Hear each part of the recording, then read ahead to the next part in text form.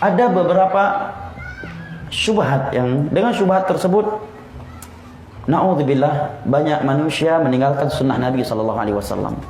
Bukan sekedar melakukan perkara baru dalam agama, justru dengan kaidah tersebut meninggalkan syubhat Nabi SAW. Di antaranya yang di atas tadi. Ini ingin saya berikan catatan secara khusus agar semakin melekat di hati kita dan semakin mudah untuk kita sampaikan kepada anak-anak atau keluarga kita. Yaitu syubhat yang pertama, kearifan lokal. Maka ini syubhat mudah untuk dibantah. Karena syubhat ini lebih lembut, lebih lemah daripada Baitul Ankabut, rumah laba-laba. Ya. Atau kaidah di mana bumi dipijak, di situ langit dijunjung tinggi. Kita katakan Allah tidak berkata demikian. Allah menyatakan ittaqillaha haitsu ma kunta. Bertakwalah engkau kepada Allah dimanapun engkau berada. Beribadahlah engkau kepada Allah sampai kematian datang menjemputmu. Wa'bud rabbaka hatta ya'tikal yaqin. Ya, ini yang ada. Dan sumber takwa adalah mengikuti sunnah Nabi SAW. Baik. Dengan kaidah tersebut kita akan mengabaikan sekian perintah Allah dan Rasulnya tatkala menyelisihi kebanyakan manusia. Yang kedua, dan ini yang paling banyak memakan korban, selama tujuannya baik dan tidak ada larangannya, kenapa enggak boleh? Bahkan dengan acara ini kita bisa silaturahmi, kita bisa hilang ngantuknya, bisa semangat, bisa segar. Ini adalah syiar. Ini kaidah paling banyak memakan korban. Dengan kaidah ini sangat banyak orang meninggalkan petunjuk Nabi SAW. Sebagai contoh apa? Hampir rata-rata bahkan mayoritas masjid di dunia, bukan hanya di Indonesia, di dunia rata-rata setelah sholat 5 waktu yang dibacakan bukan konteks yang datang dari Nabi SAW. Nah, yang datang dari Nabi seperti konteks di atas tadi. Saya ulangi lagi agar semakin kuat dihafal ya. Karena sebagian kita masih ada yang belum menghafalnya. Ya. Nabi setelah salam membaca astaghfirullah, astaghfirullah, astaghfirullah 3 kali. Ya. Allahumma antas salam wa minkas salam tabarakta ya dzal jalali wal ikram. La ilaha illallah wahdahu la syarika lah, lahul mulku wa lahul hamdu wa huwa ala kulli syai'in qadir.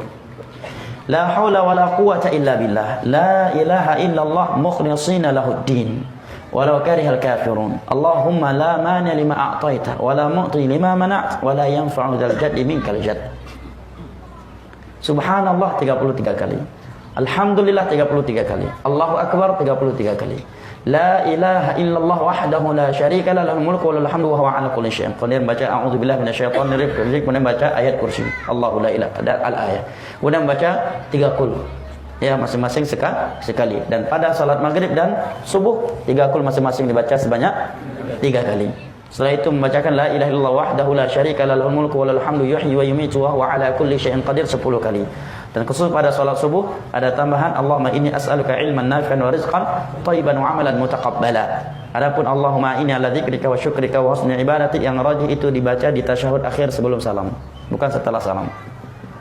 Ini konteks yang datang dari Nabi. Apa dalilnya? Silakan buka Sahih Bukhari, Sahih Muslim, Sunan Abi Daud, Sahih Muslim dengan syarah Imam Nawawi, Sunan Tirmidzi, Sunan Ibnu Majah. Semua kitab-kitab di atas ini di sana ada bab as-shalah, kitabus salat, dan ada pembahasan al-adhkar adbar salat, zikir setelah salat 5 waktu yang Nabi anjurkan. Adapun al-Fatihah wa rahmatullah salawatan demi Allah, jangankan dari Nabi, dari para sahabat, dari tabi'in, dari 4 mazhab pun enggak ada. Yang bisa mendatangkan dalil untuk membaca al-Fatihah salawatan salat 5 waktu, saya kasih uang 2 juta. 2 juta kok bentuknya 5. Saya kasih 2 juta. Hah? Saya kasih 2 juta yang bisa mendatangkan dalil dari hadis Nabi bahwa Nabi pernah mencontohkan konteks zikir setelah salat 5 waktu wa rahmatullah al-Fatihah. Ya. Saya kasih uang 2 juta.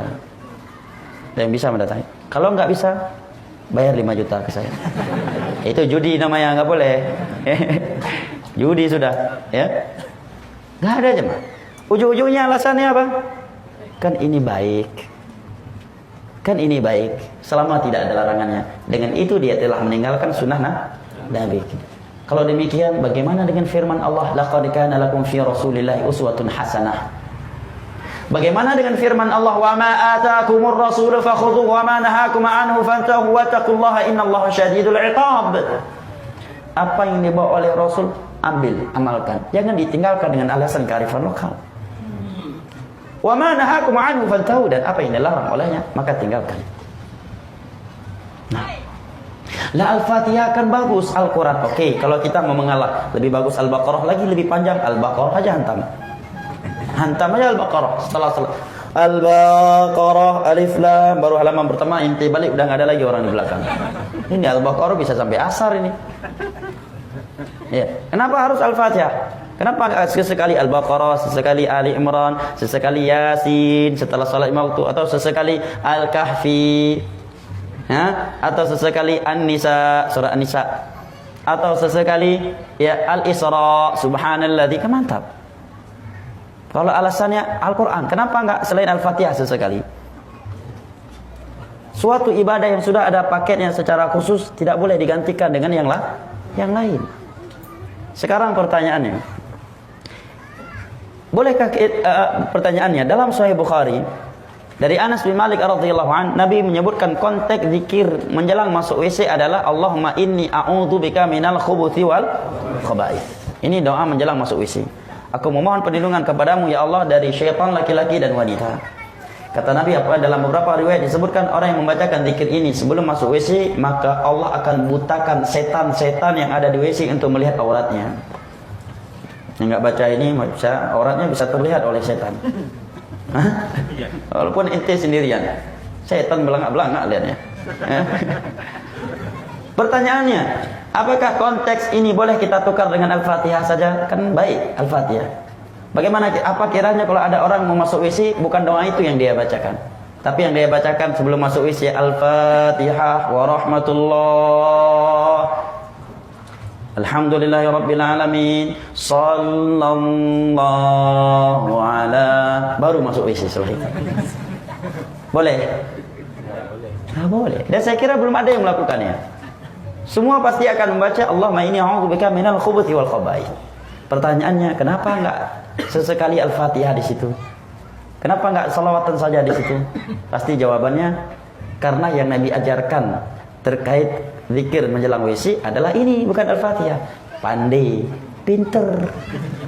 Kenapa setelah sholat 5 waktu hilang pintarnya? Bukankah setelah sholat 5 waktu juga sudah ada konteks khusus dari Nabi? Kenapa kamu tinggalkan dengan alasan itu? Ya, kalau itu alasan dipakai, pakaikan juga dong sebelum masuk WC. Kita kalau ada orang yang baca Al-Fatihah wa rahmatullah, dia enggak membaca Allah inni a'udzubika minal khubuthi wal khaba'ith, enggak bisa dong kamu ingkari karena alasannya ini juga baik yang dibaca Al-Fatihah. Contoh lainnya, apa zikir yang Nabi ajarkan ketika seorang ingin melakukan hubungan biologis dengan istrinya? Apa zikirnya jemaah? Yang sampai udah punya cucu doa ini belum hafal, kacau nih. Dalam sebuah hadis riwayat Al-Imam Al-Bukhari dari Abu Hurairah, Nabi menyatakan barang siapa yang mendatangi istrinya ketika melakukan hubungan biologis dengan istrinya membacakan bismikallahumma jannibna syaitan wa jannibi syaitan ma razaqtana, dengan namamu ya Allah jauhkanlah kami dari syaitan dan jauhkanlah syaitan dari apa yang telah Engkau anugerahkan kepada kami, dan Allah takdirkan anak untuk mereka dari hubungan malam tersebut, maka anak yang lahir tersebut lam yadhurruhu syaitanu ba'du, tidak akan diganggu oleh syaitan. Ini keutamaan membaca doa ini. Ya, maka jangan salahkan anak. Kalau anak agak-agak nakal, bisa jadi fikih ini kurang kita jaga.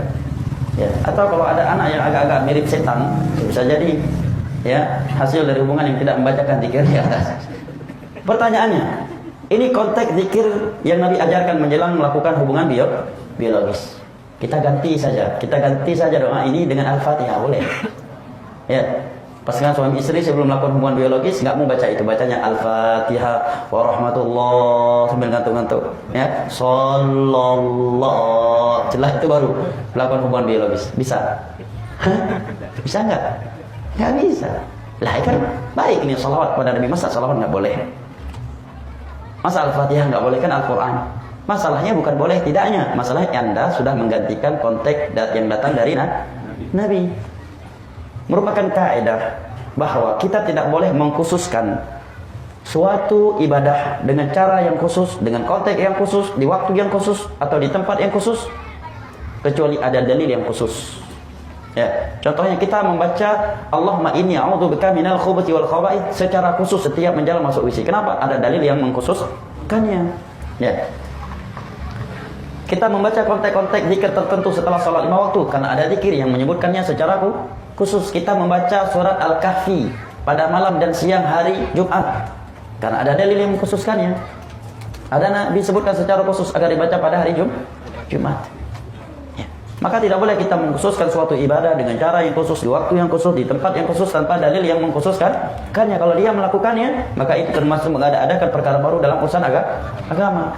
Mengkhususkan Yasin di malam Jumat nggak ada dalilnya. Tapi kalau dia baca surat Yasin tanpa ada anggapan ini paket hari Jumat, tapi kebetulan memang di hari Jumat tersebut dia baca Yasin, mungkin malam Jumat berikutnya lagi sampai di surat yang lain, dia pun baca surat yang lainnya, maka tidak ada masalahnya. Tetapi mengkhususkan Yasin paket malam Jumat ini membutuhkan dalil yang khusus. Dalil yang mengkhususkan malam atau siang Jumat dengan suatu surat dalam Al-Quran hanya surat Al-Kahfi. Bagaimana dalam hadis-hadis yang sahih dari Abu Sa'id Al-Khudri dan dari beberapa sahabat lainnya. Adapun Yasin tidak ada dalil yang khusus. Apakah nggak boleh baca Yasin malam Jumat? Boleh. Tapi mengkhususkan Yasin paket malam Jumat ini yang nggak ada dalil yang mengkhususkannya. Kalau mengkhususkan malam Jumat dengan sebuah surat adalah dengan surat Al-Kahfi. Nah, wallahu a'lam bishawab. Saya kira untuk hari ini